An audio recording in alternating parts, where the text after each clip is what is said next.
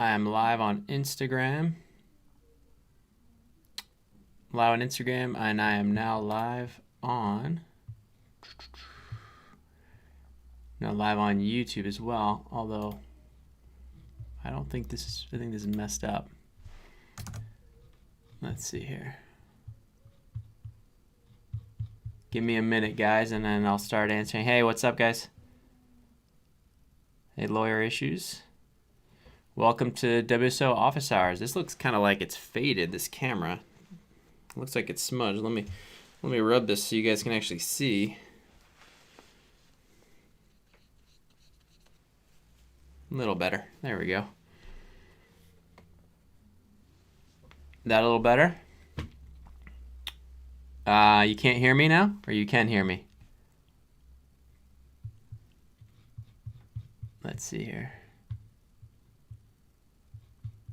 Tools. One sec. I'll get started soon, guys.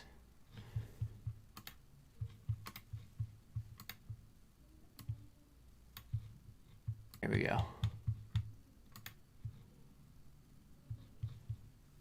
Hey, guys.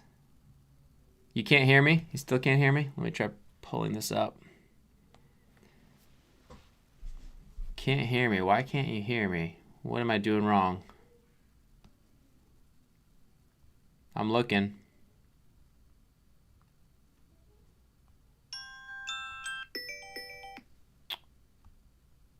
How about now, guys? Can you hear me better or no? You should be able to hear me from what I can tell. Slavish vibes. Hey, guys. Looks like I'm live on... Hey, Danielle Castillo on YouTube. Okay, great. Better? Okay, good. Yay, everybody can hear. Awesome. We are live on Instagram. We are live on YouTube. I think we're good now. So let's just talk. And let me actually pop out the I'm so slow at this, guys. Sorry about this. Please, thanks for bearing with me. I'm going to pop out the chat so I can actually see that for YouTube as well. Okay, cool. So anyways, yeah. Okay, I see people saying vaccine. So this is the WSO office hours. This is, I think, our third office hours, Tuesday. It's supposed to start at 12:30 Eastern. Sorry, I'm a little late. Dropping the kids off at school. So yeah, if you have any, Daniel Castillo, you have any questions, anything from the Instagram live, I can answer anything about WSO specifically, anything about career, anything about the specifics. I think there's been some really interesting trends over the last weeks, especially around the survey that was released from Goldman. You saw a lot of banks kind of trying to either say, oh well, we treat our analysts and junior bankers well. So, and I think Credit Suisse decided to actually pay a bonus of $20,000 randomly to all their junior bankers, VP and below, which was kind of interesting. Let's see. Canton Sherman asks, any plans to develop a program as a subset of the real estate program modeling course for specifically development? Canton, that's a great question. I think it would be an awesome either separate course around specifically real estate modeling, real estate development, if we actually had a development module within it, or we actually just built out an entire course. If you know somebody that's actually really good for that, you think would be a good instructor for that, please send them my way. Yeah, so you're going to go work at a developer and you want to know how to do the modeling for that and the specifics. Absolutely. I think that's something that there's a ton on the acquisition side in terms of courses out there, Wall Street Oasis being one of them. There's a lot less on the development side. And I think the cool part about the WSO real estate forum and real estate sub-community is there's actually a lot of developers in there. So I think we should just go on there and ask them who they think would be best for that. So we got, what else we got here?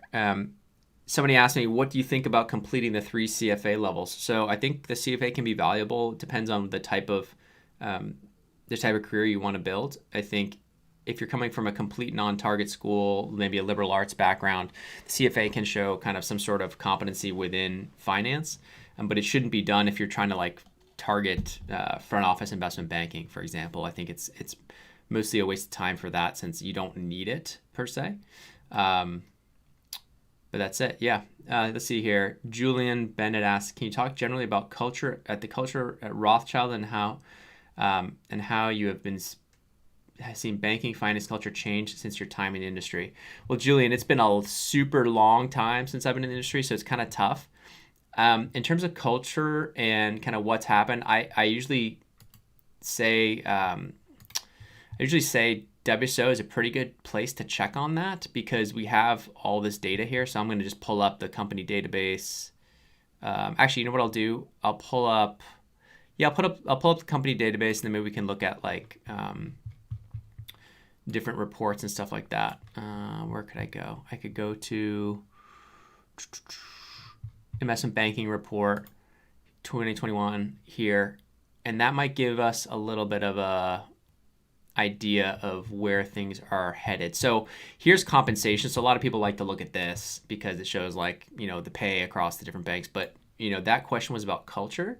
So I kind of would rather go to company reviews and start digging into trends specifically because we have, data points from 2021, 2020, 19, 18, 17, all the way back through 2011, I believe. So you can definitely get a lot of trend data here, which is helpful.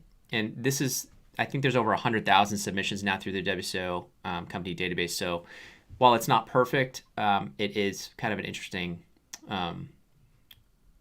lens. So this is like more interview statistics at the top. So hardest interview versus best interview experience. So you can see Rothschild's in the top 10, however you want to take that in terms of interview experience. But I think what's more interesting, if you scroll down here, you can see stuff like overall employee satisfaction. So since last year, Rothschild's bumped up 2. And in terms of overall employee satisfaction, it's actually had a nice run up. So maybe they're making more efforts there to make things better. But you can dig down even further to things like intern offer rates. So if you have 2 internship offers from different banks, you can actually see, okay, where should I go if they're somewhat equivalent in terms of reputation? Where should I go to get to make sure that I land that full-time offer, or it's more likely that I land that full-time offer? Career advancement opportunities is there on the left, and these again are all just basically averages based on the number of actually submissions that are put into the database. So like, for example, if there's a tiny little boutique bank that only has like 5 submissions, it's not going to be ranking all the way at the top because we use Boolean statistics. So basically what that means is, let's say the average for that bank, let's say it has 5 5-star rankings, we still pull it back down closer to the average because it's not statistically significant as much. So whereas if you have like an Evercore that has like a 4.9 but it has hundreds of submissions, it's obviously a lot more statistically significant. So that's kind of how we deal with different varying numbers of submissions, because I know a lot of people ask that question. Feedback, promotion. So there's a ton of data here, and I think you can see a lot of it for free. You don't need to pay for the WSO Premium. You can just go in, and I think a lot of them are exposed there. Maybe like the top 50 are exposed for free. We even have university statistics, diversity stats, stuff like that. Let's see what else I can answer here. Let me pull back here we go. Hey, Patrick, I'm thinking of moving groups with DCM, LevFin, and M&A being potential options. How would you evaluate which group is best? And you're thinking of moving into private equity in the future too. So in terms of how I'd evaluate that, I'd see it depends what bank you're at. So if I would say most likely M&A is going to give you the best chance of transitioning to private equity. But that's assuming there's some deal flow in the M&A group. So if you have a lot more deal flow in DCM and LevFin, then I'd tell you to go there. LevFin probably being second. So I'd probably go M&A, LevFin, then DCM. But M&A, if you can get deals done and understand the M&A process, that's going to give you the best kind of set of transactions to talk about in the private equity recruiting process. So I would definitely focus there. Let's see here. Tim Ko asks, hey Patrick, international student from Taiwan, recently got admitted to the MSF in the US. Tim, what's your thoughts? What's your question? Congrats on getting admitted. Let's see here. Jimmy Ritz asks, any plans to add in a separate forum for corporate banking? A lot of threads get lost with all the IB activity. Hey, Jimmy. Currently, it's tough to add more forums when the community struggles to get threads into the right place already, and my small team struggles to keep up with all the content coming in.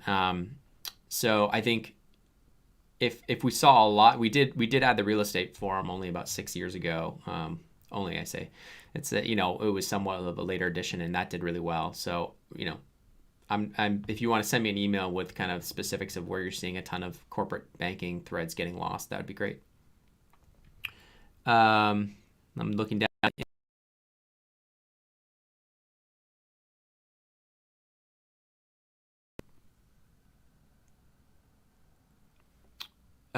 David Abovian asked, I'm finishing up a spring private equity internship. Is it possible to convert that into an IB internship as a freshman? David, it doesn't hurt to try. I mean, probably not likely, but the good news is you already have a private equity internship so young, so you're heading down the right track. I mean, I think the key is just to stay busy, and if you do that and you actually, if you stay busy and you actually get those internships and stack them, but by your sophomore year you have a very good shot, even from a non-target, if you're networking heavily and stuff like that. So don't feel like if you don't get something your freshman summer that all is lost. I think getting anything freshman summer that's somewhat related is actually a very good first step. Let's see what else we got here. Sorry, I'm a little bit behind.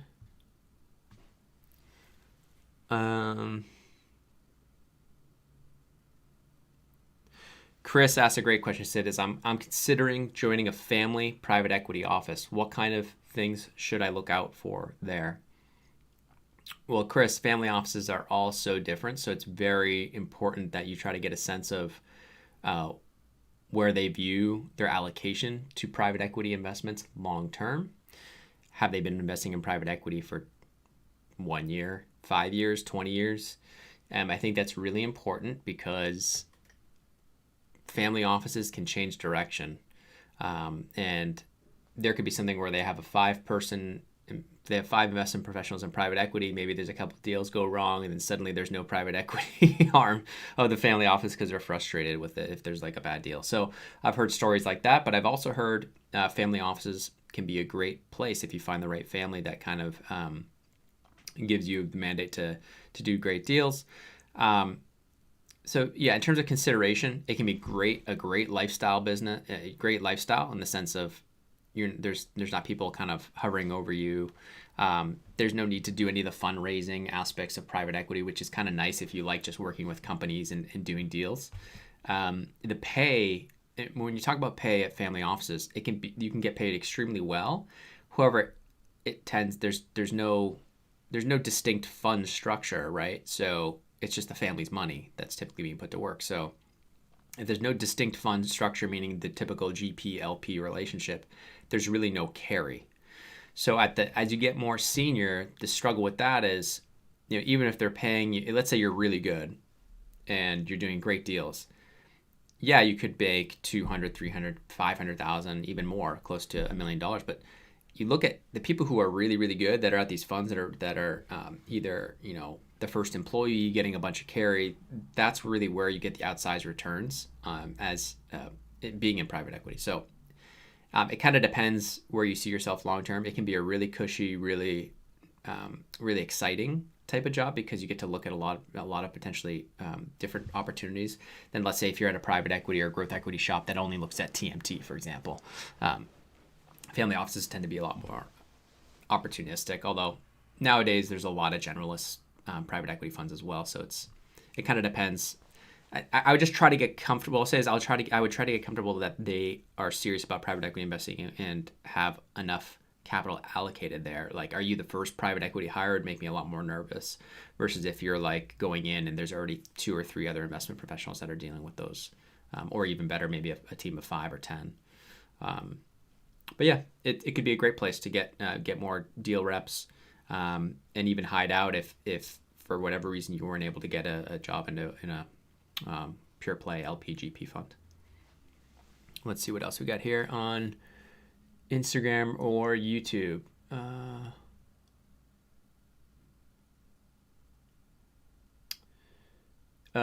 Here we go. Let's see here.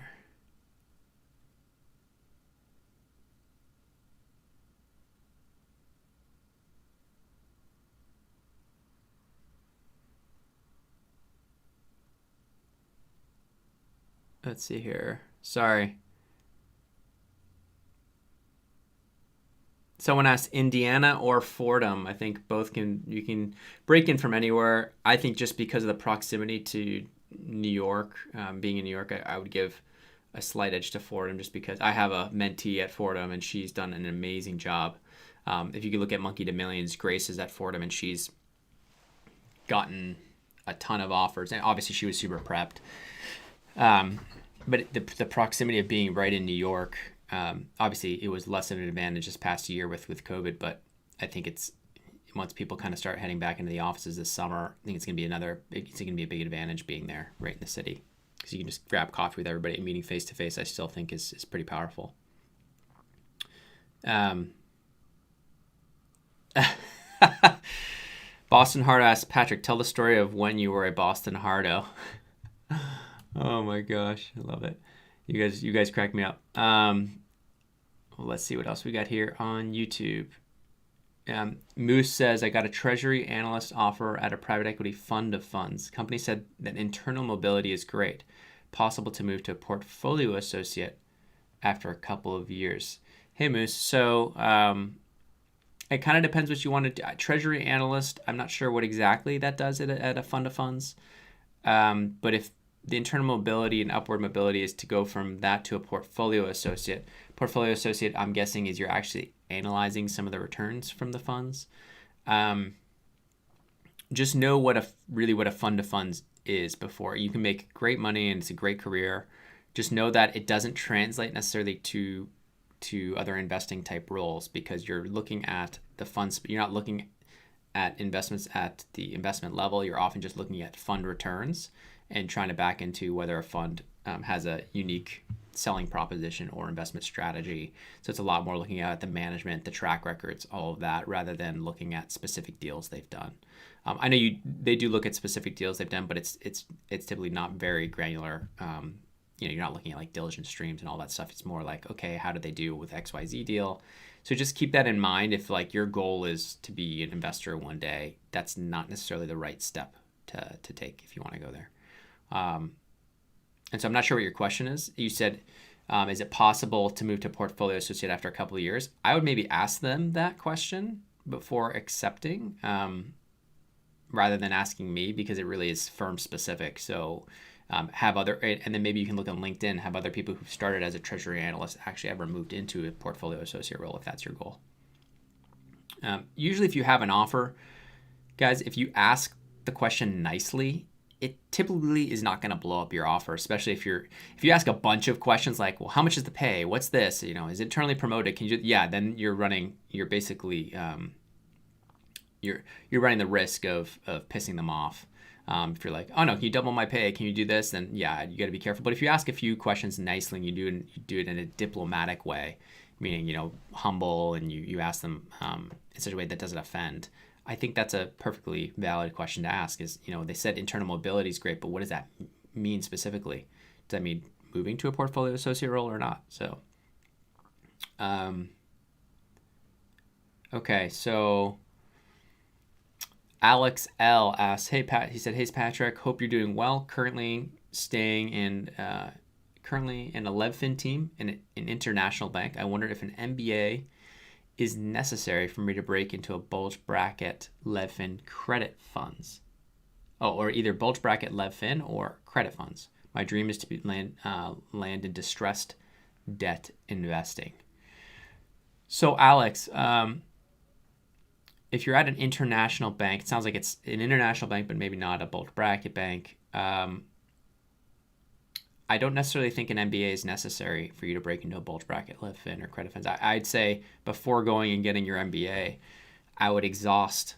Okay, think of how much an MBA costs, both in opportunity costs and everything. And I have an MBA, so this is me telling you there's no reason to go get an MBA until you've exhausted the other options. If you know already what you want, and it's not a huge pivot for you. I mean, you're saying, could I get from one lev fin team at an international bank to another lev fin team at a bulge bracket? Absolutely, that's done all the time. That's just a typical lateral move.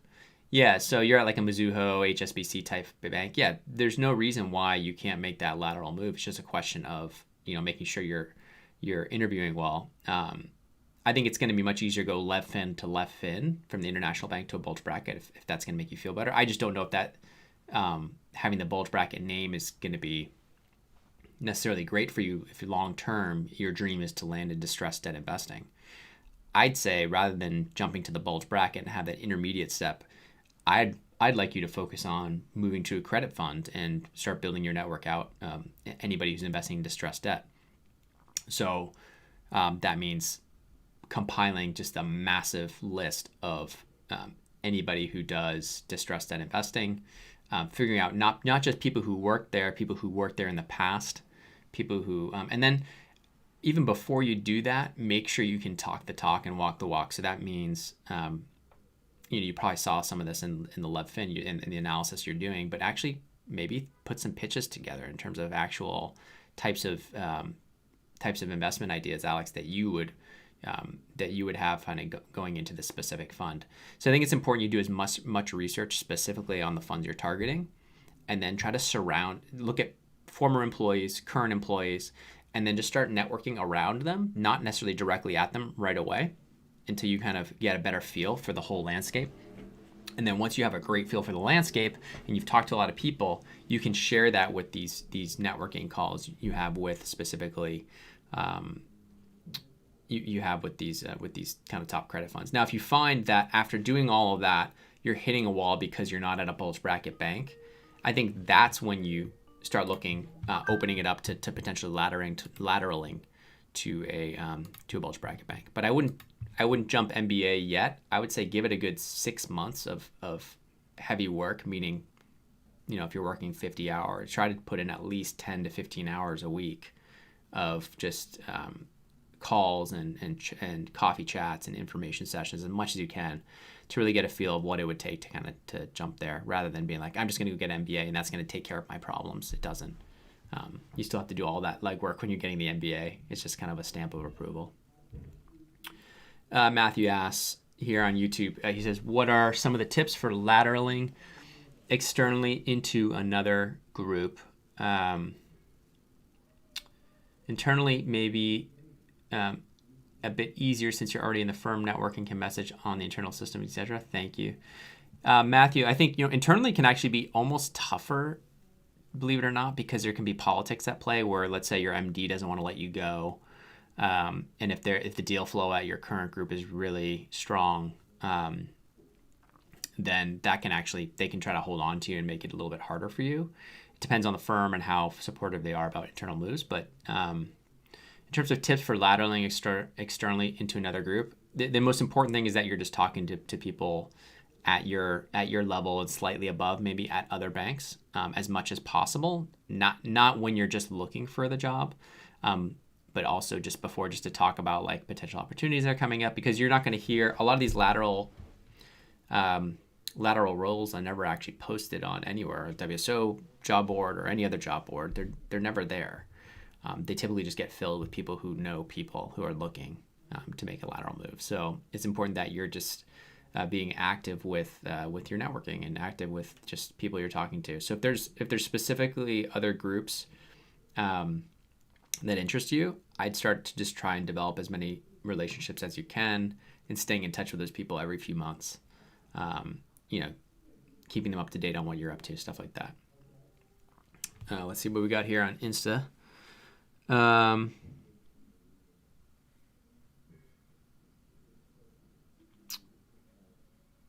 Okay, here we go. Somebody asked me, do you know what is the second most important hub in the world for investment funds industry? I'm not sure. Maybe London?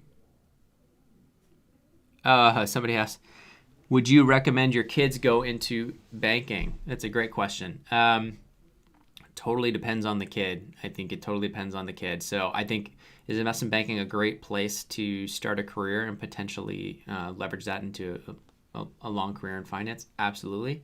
Does it take a lot of sacrifice? Isn't it? Is it tough? Yes. So for my own kids, I don't know yet if I'd recommend investment banking because I don't really know how they're dealing. They're too young to really know their personality types. But let's say I have a very driven, self-motivated kid who wants to kind of go that path and understands what it involves. Then yeah, I'd encourage them and I'd support them, but with the caveat of if it gets to be too much for you, you can always leave and it's not the end of the world. And I think it's important that people realize the first job out of school is very unlikely to make or break you. Over the long run, your careers can be 30, 40, 50 years. You're most likely not going to be in investment banking after your first job out of school, so you don't need to be stressing out about whether you get into banking or not. What's a lot more important are the relationships you build over time and how that opens doors and the skills that you build over time. So yes, IB gives you an incredible boot camp to rapidly ramp up on those skills, and it gives you a lot of great exit opportunities. But there's other places you can reset, whether it's an MBA or whether it's just doing its own self-studying and showing that you have the skills. So for example, Alex was just asking about distressed debt investing. He's at a Lev Fin group at, let's say, a bank that doesn't have a super great brand name. Well, he's already at least developing the right skills. He's at least in credit already, so he's in that space. There's nothing to say that, if he worked hard for a couple of years building out that network, actually honing his skills as a distressed debt investor, specifically trying to make investments and practice, that he wouldn't be able to kind of start showing those chops to his network that actually worked there, and then they might actually get interested if he's good. And let me get a little coffee here.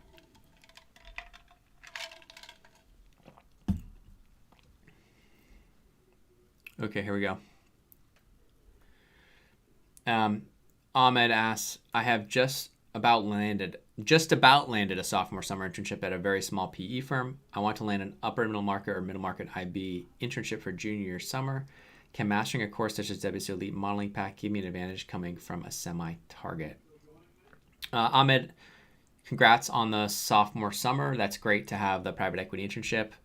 In terms of financial modeling training, the WSO Elite Modeling Package, can it give you an advantage coming from a semi-target? I think where it gives you an advantage is more, so you say you come from a semi-target, it depends. If you're like not a finance major, yes, I think it could definitely give you an advantage because you're able to get those keywords onto your resume like DCF modeling, valuation, precedent transactions, trading comps, M&A, LBO. So you get a lot of the, in a self-study section on your resume, you can actually feature that. And so it will help your resume, number one, clear a lot of the screens. And number two, you can put something along the lines of like self-study for over 100 hours for these specific topics. And I think that can, it's not gonna like get you the interview, but I think it can help in the sense of, number one, it'll probably make you better in interviews if you actually do take like the DC, especially the DCF modeling course, the valuation course, because you're gonna be able to understand valuation at a much deeper level rather than it just being, something you memorize from an interview course. So yeah, in that sense, I think it could help you, but I don't think it's going to, it's not going to make or break you. You still got to network. You still got to put in the legwork. It's just something that can help on the margin for sure. Hopefully that's helpful. Let's see, here we go. I'm looking at YouTube again. Here we go. Good question here from Dhruv Mehta. Hi, Patrick. Sorry if I'm butchering your name. I'm a final year student in Canada who's going to be starting full-time at a Big Four in the deal advisory, the TAS arm. Do you think 1 year is enough to lateral to an IB firm, or should I stay longer? Dhruv, I would say that, Mr. Mehta, I would say that 1 year is plenty if you can get the offers. I think what might be tough what might look bad is if right when you start your job at the Big Four, you're immediately like networking aggressively and trying to move. What I would suggest is, you're going to be starting there. It sounds like this summer. What I would say is probably best if you build out your relationships, do a great job at the role at the Big Four, get some experience and get some transactions under your belt, and then start recruiting for the lateral role. But in the meantime, it doesn't mean you can't be recruiting informally, meaning building out those networks now, well before you're ever looking to actually jump. Just to let them know that you're interested, long term in investment banking, and you want to potentially move after a few years. And then, what'll probably happen is if you build up, let's say you do the heavy lifting of the networking and you've reached out to 1,000 people over the next, say, 4 or 5 months, and let's say 200 of them connected with you, and you're able to get on a phone call or meet with 30 to 50 of them. Those 30 to 50 people are really going to be serving as your almost as like your spy team inside all the other all the middle market banks, boutique banks, bulge bracket banks. You're going to serve there. Hopefully you make a good enough impression where they're going to be giving you the inside information of like, oh, actually there's an opening right now. One of our analysts just left. And that's when that's where the advantage of having that network is. And that can make the difference between you getting in a process or not. So I'd say put in the legwork there now. You don't have to stay for a year if the right opportunity opens up, but I wouldn't be pushing heavily until probably year 2.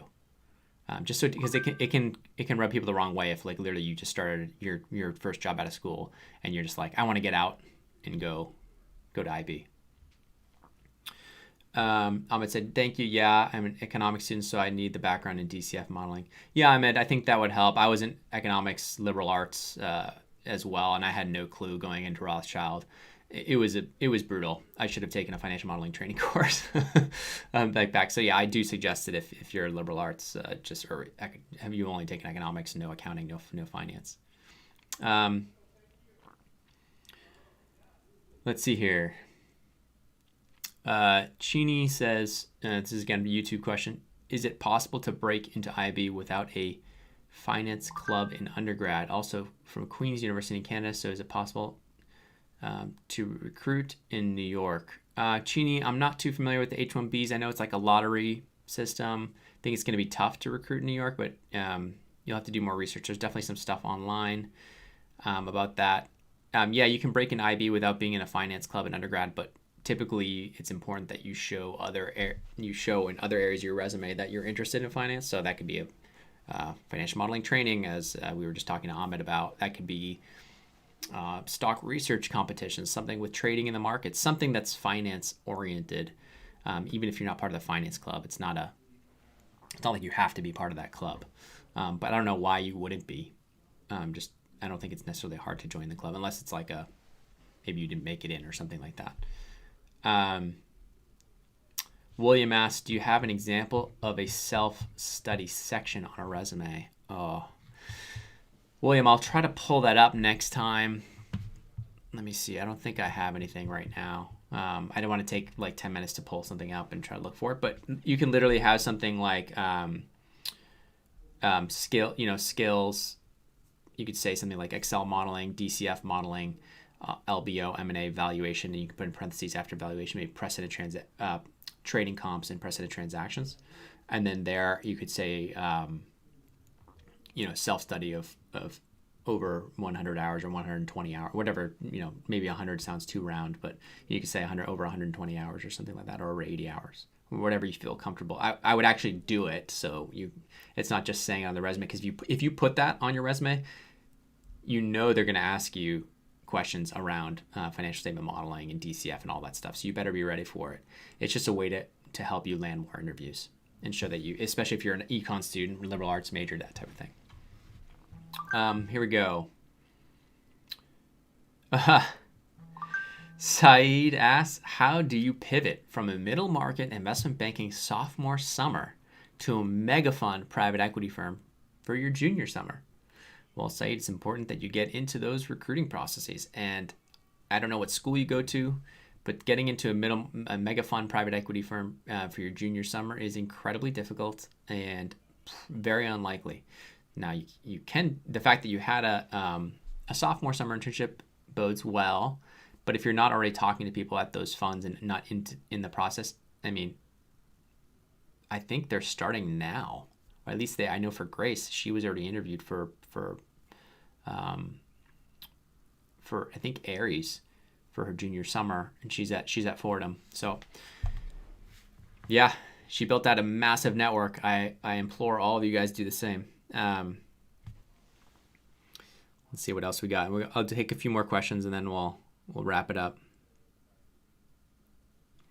Alex says, are you working on improving the WSO app? It's slow right now and crashes frequently. Alex, thanks so much. We've been investing heavily in it the last few weeks. I'm kind of depressed that you say that it's still slow and and crashing frequently. I'd love for you to send me an email, patrick@wallstreetoasis.com, just detailing where you're having issues. Is it iOS? Is it Android? Stuff like that would be great. It'd be a huge help to us. Even if you could record your screen, just so I can send that stuff to the developers and let them know. Yeah, we are trying to make it better. It will get better, we promise. Things are getting better because I can see the traffic on the app exploding up and to the right. So that's good news. I know we've fixed some things. We're bringing private messages to the app too over the next, probably in the next week or two. It'll be there.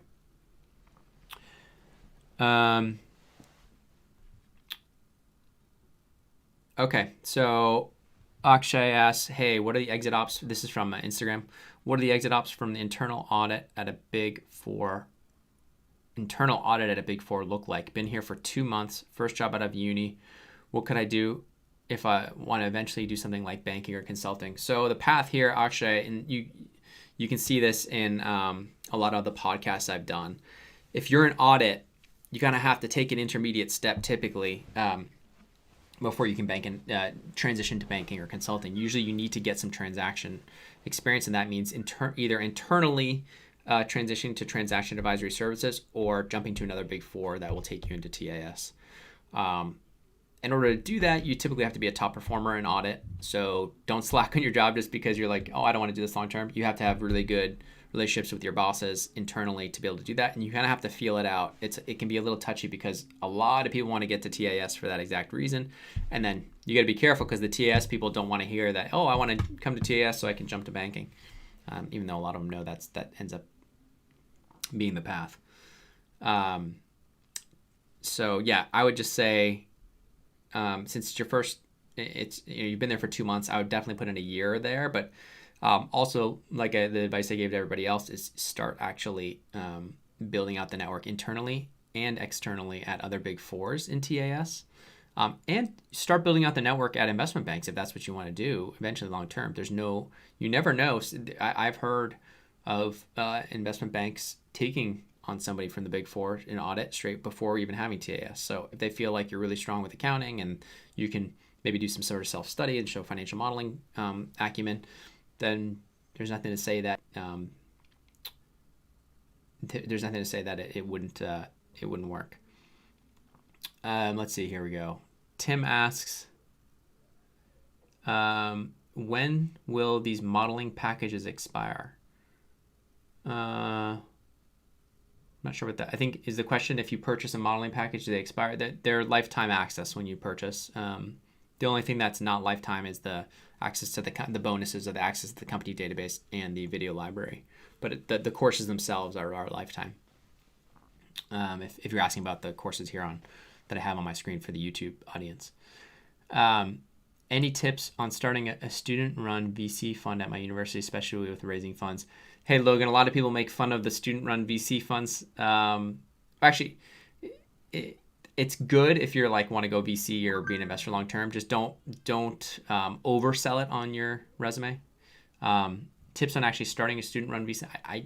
You'd know better than me. I never did one, and never when I was in school. So I would just look, search in the forum, see if people have advice.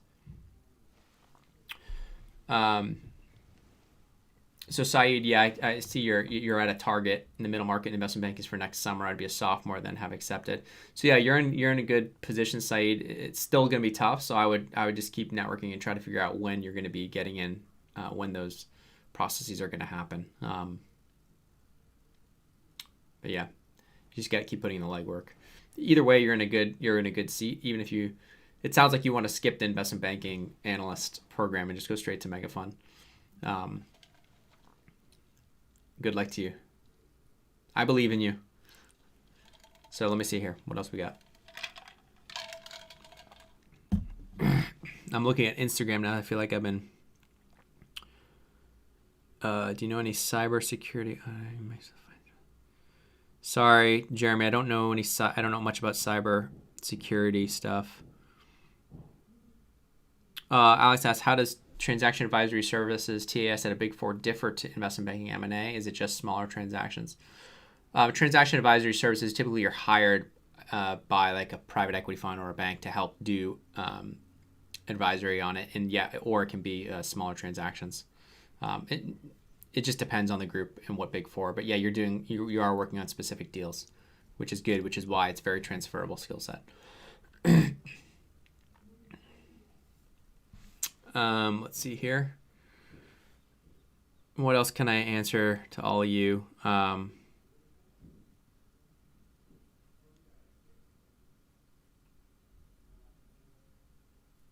Stonk Bromemes asks, why are companies so obsessed with the MBA/CFA versus experience? I think it's just because that's what they're comfortable. That's what they've hired in the past, and that's what a lot of the employees themselves have. But I do think that's changing. I think there's a lot less banks requiring an MBA to get promoted. Same with private equity funds. So I think we're seeing a shift there, and I think it's a good shift. I don't think CFA or MBA should be a requirement for all types of roles. But yeah, I don't know. Your guess is as good as mine, man. Let's see what else we got here. And then maybe I'll take a couple more and then we'll call it.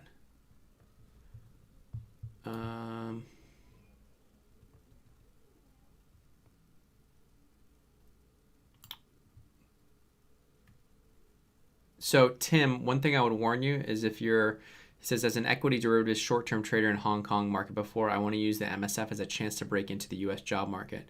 What related function position would you think of for this kind of situation? So Tim, I just want to warn you, because a lot of the MSF programs aren't very transparent about international students coming here, and many of them end up having to just go back to their home country because they can't get the visa situation ironed out. So what I'd ask specifically of whatever MSF you're going to go to is not just the job placement rate, but the job placement rate of international students in the U.S. if that's your ultimate goal, because they'll give you these metrics for overall, but oftentimes the kids who are landing those jobs post MSF are actually the kids in the U.S. that are already in the U.S. before, that don't need the visa. So here we go. Wes says, I heard going to this is a good question from Wes Bogan on Instagram. I heard going to a below 25 ranked school for the MBA is not worth it. True? Is the question mark? Wes, this depends a little bit on if you're like a career changer and MBA makes like really good sense. So let's say you go, I'll give you two examples.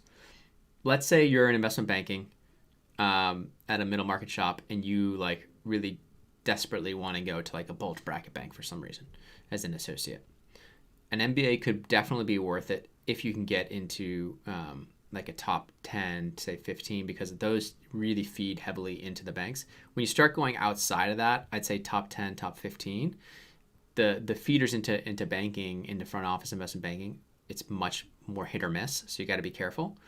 I would say it's definitely, as you go past that top 10, top 15 MBA rank, the value for if the price is the same and you're not getting financial aid, it definitely becomes much less of a good deal in terms of value for your money and the payback of that MBA. So it depends. Let's say you're a career switcher though. Let's say you're in marketing. Here's a good example. Let's say you're in marketing at XYZ marketing firm and you get into like, I don't know, a 15th ranked MBA or a 25th ranked MBA school. I don't even know what that would be. And you know what you want. Let's say investment banking is what you want.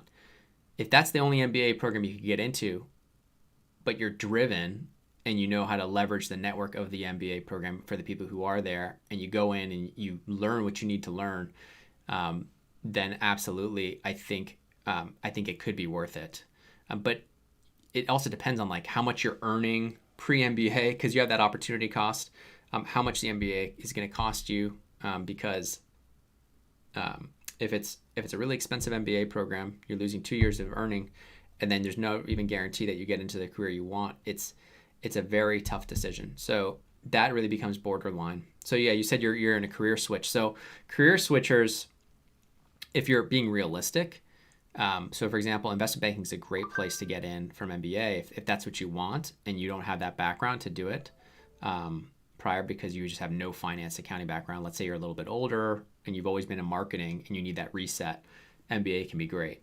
And I would say outside the top 25, yes, it becomes a harder sell because you're not going to have those paved channels to the investment banks. Whereas if you're at say like a Cornell or a Wharton or like even a Darden or a Duke Fuqua or something like that, where those have pretty good feeders into banks, I think it's going to get harder. Good question from Raj. He says, how do we continue the conversation with people we've recently networked with? This is can be super awkward, right? Where people feel like they have to reach out to you every few weeks or every month to give an update. I think if you, let's say you talked, Raj, let's say that person is a Patriots fan or a Celtics fan and you happen to love basketball or football like them, I think it would be fine if every 3 to 6 months you say something about that and you give them an update on where you are. I wouldn't be doing something every month or so. I would try to save it when there's something actually noteworthy about, like, let's say you got a new internship and you want to thank them again for their advice, or you good news basically. Oh, I got this, or I have an interview here. Any thoughts on that? Or if you could, even better, if you can give them some help. So for example, let's say someone was networking with me and they were like, oh, and actually, Patrick, I noticed X, Y, and Z on the mobile app, for example. Like somebody said today, oh, the mobile app's a disaster, blah, blah, blah. Here, I recorded this video for you in terms of what it is. Here are the details. Hopefully that's helpful for your developers. Like that would show me, oh, that's actually useful. I can just forward that email off to my developers and hopefully they'll take care of it. So it's just good. But like, let's say there's somebody else in a specific area of finance where you're trying to help them. You can actually, say something, oh, I saw this deal that you were on, congratulations, something like that. So just finding opportunities to check in every 3 to 6 months, I think is sufficient. Maybe increasing it or sending something out to everybody once there's something noteworthy that happened great to you or happened great to them, I think would be great. And you can set up Google alerts for this stuff. So if, let's say you've had a couple great, 20 great conversations with 20 separate people, you can't keep track of all this stuff. But what if you put in alerts for the companies they work at and for their names specifically? So if they're mentioned in the news and or their company just had something super noteworthy, and maybe they even worked on a deal that was noteworthy, that's a great time to reach out. As long as it's not overdone, meaning you're reaching out every month and just hounding them and whatnot. And as long as it feels genuine. That's all I'd say. Let's see here.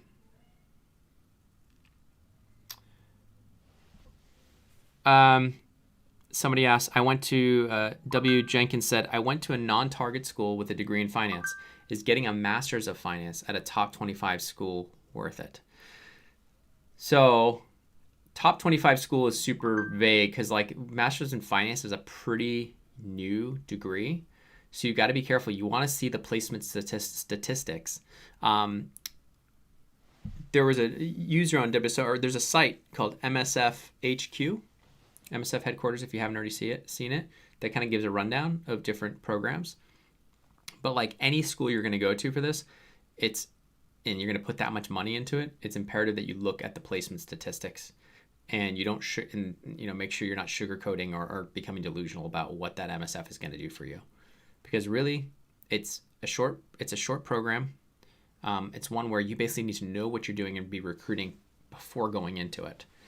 If you already have a degree in finance and let's say your GPA is decent, I would say you're probably better off networking, building your skill set up like that. And if that, after 6 months of really pressing hard on that, is still yielding nothing, then you might want to look into an MSF. But I wouldn't say top 25. I think for MSF, I'd say top 5 there, because top 25, you're getting a lot of MSF programs that have very bad placement statistics, or it's like a completely new program. And I wouldn't tell anybody to kind of risk that much money on something that's so new. So I think that's it for this week, guys. It's been almost an hour, so I'm gonna call it. But thanks for joining me. I'll be back on next Tuesday at the same time, 12:30 Eastern, 9:30 a.m. Pacific. Hopefully, I'll see you then. Thanks so much, everybody.